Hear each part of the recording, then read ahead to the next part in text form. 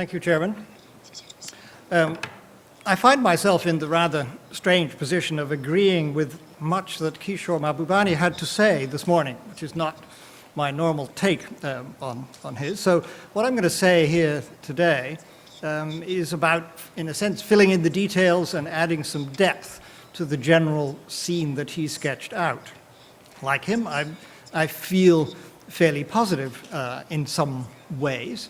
And I'll start by trying to give some substance to what he claimed, as many claimed, that we live in exceptional times, that somehow this is an epochal change. The title of my paper commits me to this, and I'm going to try and explain, to start with, why I think this is in fact true, and then I'll go on to look a little bit at some of the characteristics of the era we're moving into, and end with a few prescriptive remarks. So to start with, what's the case for thinking that we're in a period of great transformation? The argument I'll make here is that the 19th century and the so-called revolutions of modernity that happened then, industrial revolutions, political revolutions, social revolutions, the general transformation to modernity that occurred in a small part of the world and then projected itself outward onto the rest of the world, that's a kind of hinge point in thinking about epochs. Before that period, we were in what you might call the classical era, in which the globe was not a very closely integrated system, and in which there were several great centers of power and civilization that were only loosely connected, and which were, broadly speaking, equal with each other, a kind of decentered world, if you will. The revolutions of modernity empowered a surprisingly small number of states to play a huge role in the world over a period of a couple of centuries. They did so by giving them a different form of power from that possessed by everybody else, and for a time opening up a gigantic, and I do mean gigantic, power gap between this small group of initially Western nations and the rest of the world. This was a gap that proved quite difficult to close because it involved a different mode of power. It was a shift, if you like, from an agrarian civilization to a modern industrial one. That produced a period which I would call centered globalism.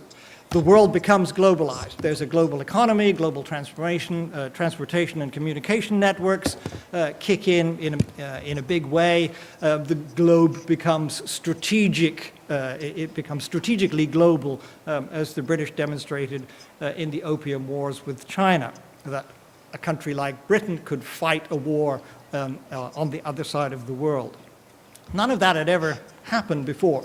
So the globe in the 19th century became very intensely interconnected in all kinds of ways, but it was a core periphery system in which a small number of states in control of this new mode of power were able to lord it over the rest. Initially this was in colonial form, and then after 1945 it was still Western dominated but no longer colonial.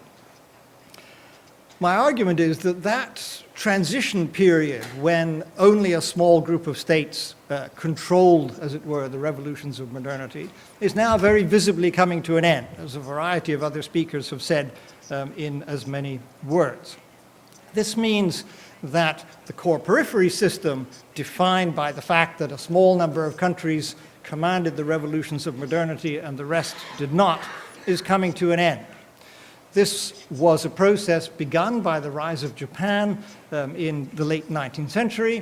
What Fareed Zakaria calls the rise of the rest can, in a sense, be dated to the rise of Japan.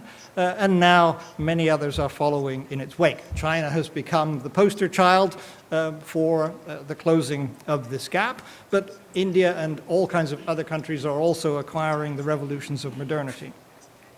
This, to my mind, constitutes the essence of the transformation that we're in. We are, in a sense, at the end of a major epochal change when the particularities of that change, modernity, if you want to use that label, are now becoming truly global for the first time. This means we are still living in a highly dense and interconnected system. That will continue and probably get even more so. But it means that the distribution of power has begun to become rather diffuse. Now, for this reason, I'm very much in favor of the particular title of our session, which says New Types of Great Power Relations. Because one of the immediate consequences, which I think we're beginning to see emerging right now, is that superpowers, which 10 years ago would have featured on that title, are no longer of so much interest. It seems to me that one of the features of what I'm going to call a decentered global world is that there will be no superpowers. To be a superpower, you have to amass a relatively huge proportion of the world's resources in one way or another. And that was quite possible when a few countries commanded the means of modernity and many did not. When all command the means of modernity, it's not going to be possible for any one country or even a group of countries to put together, as it were, the means to be a superpower. The United States is, I think, visibly losing it. It still is the last superpower, but it's losing both the means and the legitimacy to play that role. And China and India and others are not going to become superpowers. So quite literally, we will be living in a world of great powers. And that's going to be a very different kind of world from the one we live in now. Another feature of this emergent world is that it has a higher degree of ideological similarity than has been the case for a very long time. We spent most of the 20th century fighting big wars over what ideology was going to take the revolutions of modernity forward. And we now more or less have the answer to that. And the answer is capitalism, because in a real sense, we are all capitalists now, we in this sense being the great powers. It is, it seems to me, quite arguable that it's a necessary condition to be a great power in the contemporary world that you be capitalist. That is, in a sense, the lesson of the Cold War. Command economies do not cut it, they can't compete, and therefore, although we are still politically very diverse in our forms of capitalism, it can be said that the ideological bandwidth of international society is historically narrow. Now, that, it seems to me, points to a system, as I say, decentered globalism is the label I would give to this, which is unlike any system we've been in before. It has a diffuse distribution of power, as I've described, and I think one of the consequences of that is that it makes the importance of the US-China relationship less than it often seems to be. I'm not saying this relationship is unimportant. It's an important relationship. In East Asia, it's an extremely important relationship. But for the world as a whole, it's not going to determine what the world is about. In that sense, it's not like the Cold War. It's a relationship between two big great powers, and it has a particular focus, but most of us in Europe don't care that much about it, and it's not kind of globally commanding in a way that the Cold War was. So this is, in a sense, saying we're in a world in which no powers are going to dominate the system as a whole. Okay? We've not been in a world like that for a very long time. This world has a different modality of violence about it. Great power wars have largely disappeared because they've become irrational. They're not impossible, but they're irrational. Colonial wars have largely disappeared because they've become too expensive. The diffusion of small arms everywhere makes it difficult to occupy territory against the will of the people. But the diffusion of technology means that terrorists and other non-state actors can wield surprisingly large amounts of force. So small groups of people can do large amounts of destruction. And this, it seems to me, is the problematique of violence that we face in the future. And it's a very different one from the one we've had for the last couple of centuries. The narrow ideological bandwidth around capitalism that I mentioned means that in terms of the theme of prosperity for all, capitalism is going to be the framework within which this is pursued.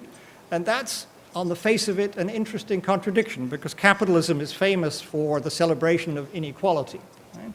So the problem with capitalism is how to square the circle, and that means that there's a generalized addiction to growth in the system.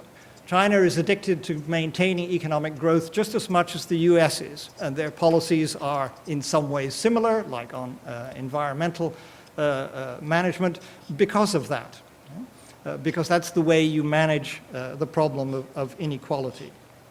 But this also means, the upside of it, is that there's a shared need to manage the global economy, and that gives a collective common interest to the great powers, which is stronger than it's ever been, because there's not so much ideological dispute about the need to have and to maintain a global economy. We have a reasonably robust international society. As Kishore Mahbubani was saying, there are quite a lot of shared rules. I would have a different set from his, but we all agree about sovereignty and about nationalism as the form of political legitimacy and such like. And also we are all affected by problems of shared fate. This might be in terms of environmental problems, it might be in terms of we're all embedded in the same global economy and have to make it work. It might be in terms of things like the proliferation of weapons of mass destruction. So there are a lot of novel features to this world in which we are moving, and I'll conclude by suggesting a few principles of behavior, if you will, that might usefully be pursued in the management of this world. The first one, and I think this follows on from what Frederick just said, is ideological humility. Right? Everybody should be quite humble about ideological matters here. Those who are in favor of command economies have been shown the door in 1978 in China and 1989 in the Soviet Union. Those who believed in a kind of ultra-liberal way of managing the economy have been seen out the door since the crisis of 2008. We do need to listen to each other and to learn from each other's behavior a lot more than we have done, and to be open-minded about this. There needs to be a principle of global non-hegemony, and I agree that the United States will find this particularly difficult. Whether China will find this difficult or not is, I think, an interesting question. But ideas like the League of Democracies and other kind of ways of continuing Western hegemony, it seems to me, should be firmly resisted. And that this question about regional hegemony also needs to be resisted on the regional level. Great powers need to be responsible. This is an old theme from the English school. There's a nice turn of phrase from Adam Watson called raison de système, which is the counterpoint to raison d'état. Raison de système is the idea that it pays to make the system work. Right? And that idea needs to be given just as much credence as the raison d'état one, which has tended to dominate affairs up until now. And finally, the idea that we have a number of shared fates should, it seems to me, begin to change the way in which security is understood. The whole idea of security has tended to be framed as national security, and that it's therefore security against. If we are in a situation of shared fates, then security is with rather than against, and we need to start thinking in that way. This world of decentered globalism is something I think that we're going to get whether we like it or not. So it pays to understand it, even if you don't particularly like the scenario. But it seems to me that it's actually a rather good scenario. It's a lot better than the scenario of continued attempts by a declining superpower to maintain its hegemony, and it's an awful lot better than a transition crisis and power struggle between the United States and China. So I commend you to thinking about decentered globalism. Thank you for listening.